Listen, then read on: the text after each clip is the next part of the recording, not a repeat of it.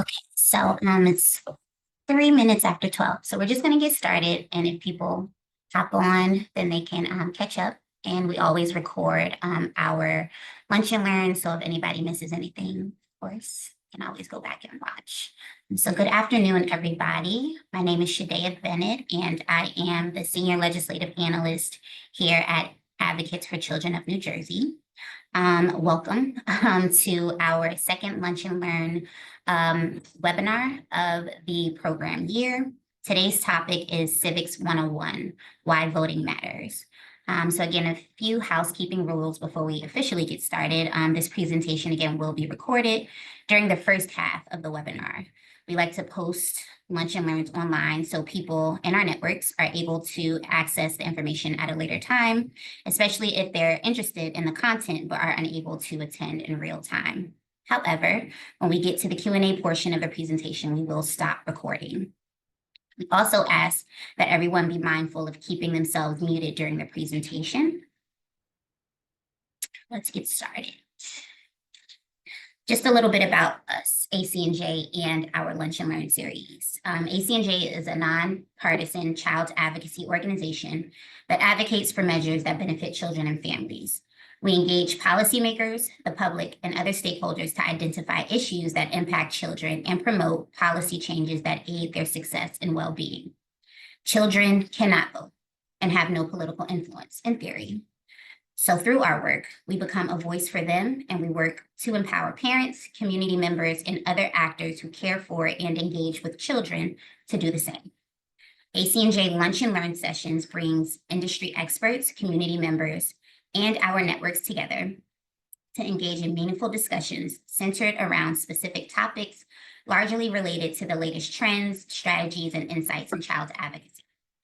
Through this platform, we want to provide useful information to our audiences to empower them with the tools needed to effectively advocate for themselves, children, and their communities at large. And again, today's session will provide an overview of the U.S. system of government, focusing on the powers, roles, and responsibilities of each level of government.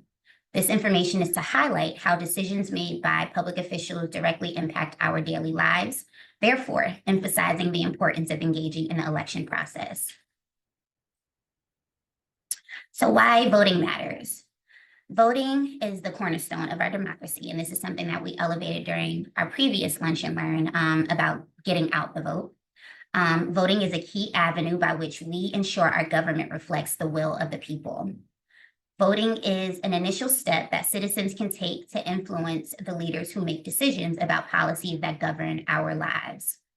Elections matter. Elections determine the individuals who are put in place to create laws that impact us and things we care about, such as our healthcare, public safety, education, and employment. Elections also translate into policies that determine how much or how little is invested into programs that support working families, like Head Start, childcare, nutrition, and housing assistance programs. How elections impact us. Again, voting helps shape public policies. Election results determine the representatives who create, implement, and enforce the policies that affect us.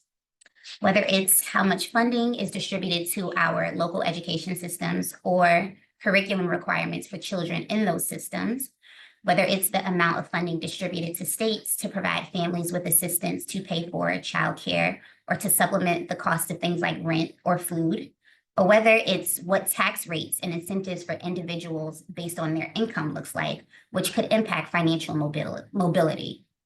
The individuals we elect at the end of the day have seats at the table. Therefore, they have the power to make decisions, propose policies, and sign legislation into law that governs aspects of our daily lives. So how the U.S. government works. As most of us may or may not know or have learned in school or through popular publications like Schoolhouse Rock, which is pretty old school, the U.S. system has 3 levels of government, something that we are usually taught in a Civics 101 type of course or space. So we have the federal level, the state level, and the local level. And again, decisions are made at every level. At every level, the US government also operates through a three-branch system: the executive branch, the legislative branch, and the judicial branch. Each branch of government has distinct powers and responsibilities that ensure there is a balance of power.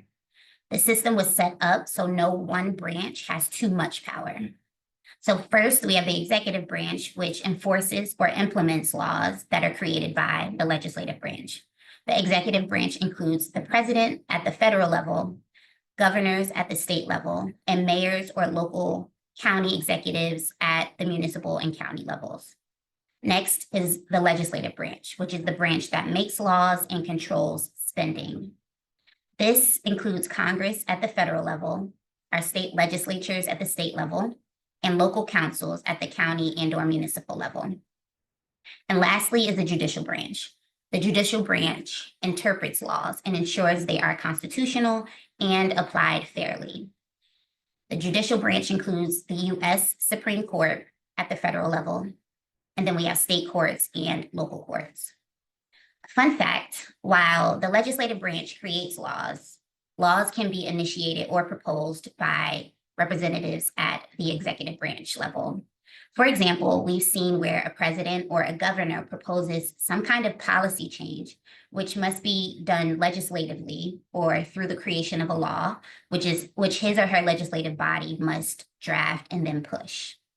So although a policy proposal is initiated by an executive branch representative, at the end of the day, it's up to the legislative branch to create, introduce, and vote on legislation before it goes back to the president or governor to be signed into law.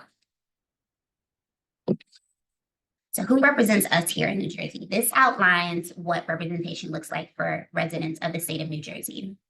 So first, we have at the federal level, of course, the executive branch representatives, which are the president and his or her running mate, which is the vice president.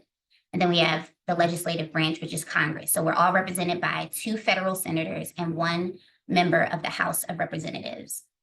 Next is the state level. So we have the executive, which is our governor, and his or her lieutenant governor. At the legislative level, we have 1 senator who represents all of us and 2 assembly members, depending on where you live, what district you live in. All of us have 1 senator and 2 assembly members who represent us. And then at the local level, we all have 1 county executive who is the executive of the county and a county commissioner. And at the municipal or city level, mayor or city council members who represent us. So next, we're going to view a quick TED Ed video that further explains how power is divided in the United States government.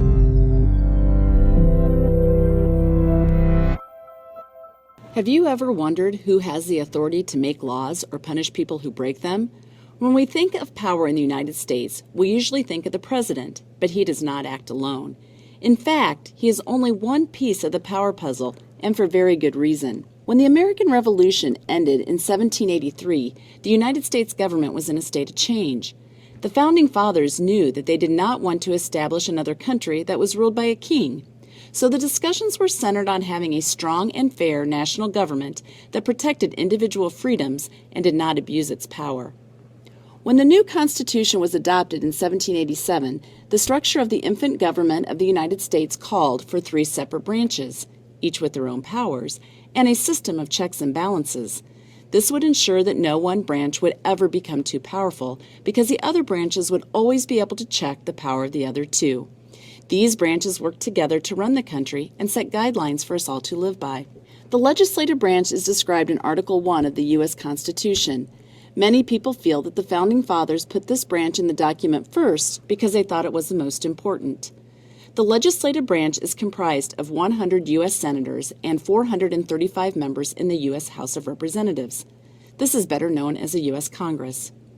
Making laws is a primary function of the legislative branch, but it is also responsible for approving federal judges and justices, passing the national budget, and declaring war. Each state gets 2 senators and some number of representatives depending on how many people live in that state. The executive branch is described in Article 2 of the Constitution. The leaders of this branch of government are the President and Vice President, who are responsible for enforcing the laws that Congress sets forth. The President works closely with a group of advisors known as the Cabinet. These appointed helpers assist the President in making important decisions within their area of expertise, such as defense, the Treasury, and Homeland Security. The executive branch also appoints government officials, commands the armed forces, and meets with leaders of other nations. All that combined is a lot of work for a lot of people. In fact, the executive branch employs over 4 million people to get everything done. The third branch of the U.S. government is the judicial branch and is detailed in Article 3. This branch is comprised of all the courts in the land, from the federal district courts to the U.S. Supreme Court. These courts interpret our nation's laws and punish those who break them. The highest court, the Supreme Court, settles disputes among states, hears appeals from state and federal courts, and determines if federal laws are constitutional. There are 9 justices on the Supreme Court, and unlike any other job in our government, Supreme Court justices are appointed for life, or for as long as they want to stay. Our democracy depends on an informed citizenry, so it is our duty to know how it works and what authority each branch of government has over its citizens. Besides voting, chances are that sometime in your life you will be called upon to participate in your government, whether it is to serve on a jury, testify in court, or petition your congressperson to pass or defeat an idea for a law. By knowing the branches, who runs them, and how they work together, you can be involved, informed, and intelligent.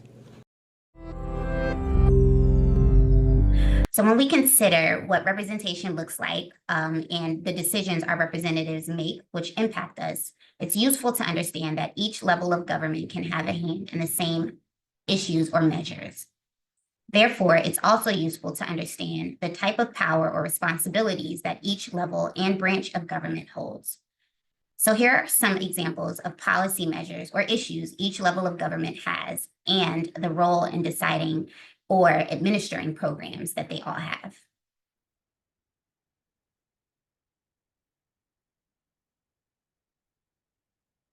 So first we have spending.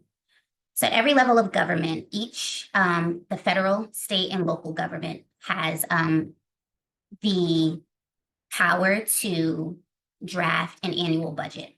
So every year, the federal government must enact an annual budget, which dictates how public dollars are spent and how revenue is generated to operate the government and serve citizens.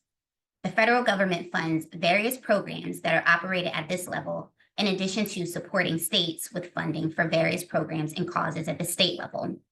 Examples of federal funding for programs and causes outlined in the annual budget as they relate to issues that impact children and families include Healthcare Development Block Grant, which provides funding for childcare to help families pay for childcare, the Supplemental Nutrition Assistance Program, also known as SNAP, which provides funding for food and nutrition assistance. While states administer the SNAP program, funding comes from the U.S. Department of Agriculture, so the federal government. Additionally, the federal government supports states with addressing needs and issues caused by natural disasters, as we just saw in the South.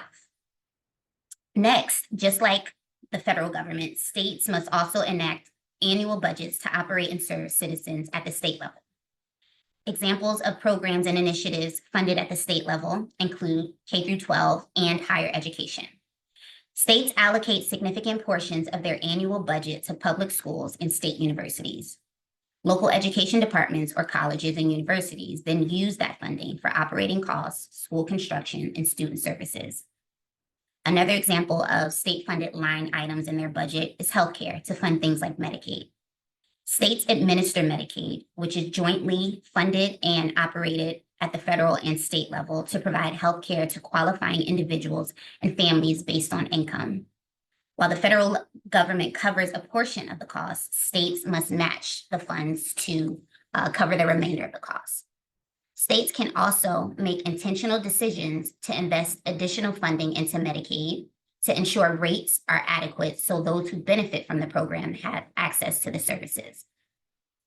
Next, just as at the federal and state level, local governments also create and pass annual budgets. Local governments fund and operate public school systems by making use of things like property tax revenue to fund public school. Local budgets also fund essential programs essential services like police and fire departments, emergency medical services, and public safety programs. Funding for the maintenance of public parks, recreational facilities, libraries, and community centers to support local quality of life initiatives are also funded at the local level. Next, we have funding and overseeing our education system. So when it comes to educating students in America, all levels of government play a role in ensuring the education system operates to serve children. So at the federal level, the federal government provides financial support through what's known as Title I funding to state and local governments to distribute additional resources to schools that serve a high percentage of under-resourced students, including in areas where there are low or insufficient local tax revenues. The federal government also issues guidance to states on what serving students in schools should look like in an attempt to promote equity. For example, under the Individuals with Disabilities Education Act, federal government mandates that schools provide appropriate services to students with disabilities, and they allocate funds for states to render those services. Additionally, through agencies like the Department of Education Office of Civil Rights, the federal government enforces anti-discrimination laws like Title IX for gender equality in education and the Equal Educational Opportunity Act, which prohibits racial segregation in public schools. Now, at the state level, states establish academic standards and learning goals for K-12 education, including benchmarks in subjects like math, reading, and science, to guide local school districts in developing curriculum.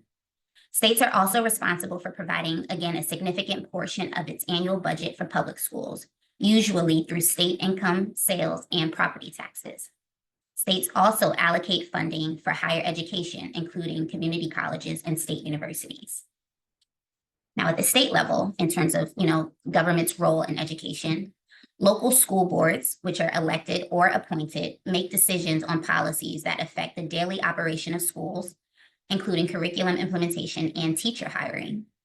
Local governments are also responsible for decisions related to the construction, renovation, and maintenance of school buildings to ensure safe learning environments for students and staff. Lastly, in terms of initiatives and programs that every level of government touches is the role that each level plays in administering social safety net programs that impact children and families. The federal government provides the majority of funding for these types of programs, such as SNAP, or Temporary Assistance for Needy Families, also known as TANF, and Medicaid. Federal agencies also set broad rules and guidelines for these programs that states must follow. Federal laws and regulations also define eligibility criteria, benefit levels, and program goals.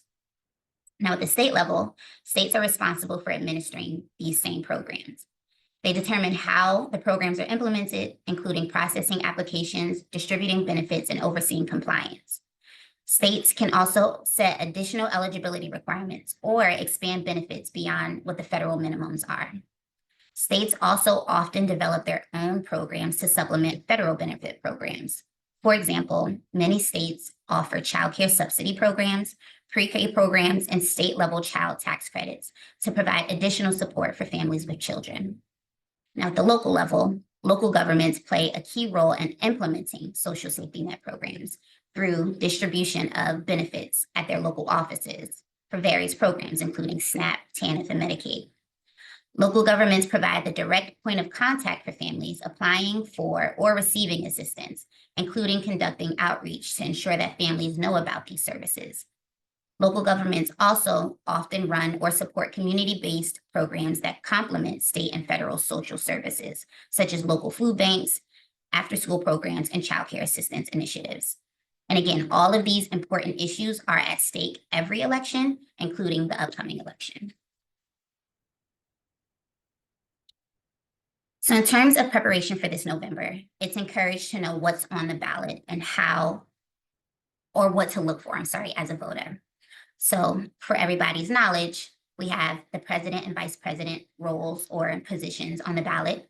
There are also 34 U.S. Senate seats on the ballot, including one Senate seat in New Jersey. In addition, all 435 seats in the House of Representatives are on the ballot, as well as a slew of local elections, including county commissioners, city and municipal council people, and school board members. So in terms of making informed decisions, it's also important to understand what policies and major decisions satisfy your individual interests to better understand what representatives align with those interests. So we encourage you to conduct research on candidates who are running. Research the candidates' platforms on their official websites to understand what they are proposing. Review their voting records if they, are already in a position or have previously been in a position. All of this information is public. Look at public statements and research their experience to see if their actions align with your personal interests. Additionally, understand the issues. Identify which issues matter to you most, whether it's healthcare, education, the economy, climate change. Find out where each candidate stands on these key issues and how their policies might affect you and your community. Check nonpartisan sources. So make use of trusted nonpartisan organizations, nonpartisan meaning not leaning Democrat or Republican or any specific political affiliation. These organizations can provide unbiased information on candidates and ballot measures. Learn about ballot measures. Many elections include ballot initiatives or referendums. So conduct research on what this means and who supports or opposes them and the potential impact that they could have on your community. Additionally, check your voter registration and polling information. Make sure you're registered to vote before the deadline, which in New Jersey was yesterday, October 15. Check your polling place and what identification or other information you need to bring if required. Explore options for early voting or absentee and mail-in ballots if you're unable to vote in person. And lastly, talk to others. Have discussions about elections, personal interests with family, friends, and community members. Engaging in conversations can provide different perspectives and may help clarify your own views as you, again, proceed in making informed decisions about what you want to do at the polling stations.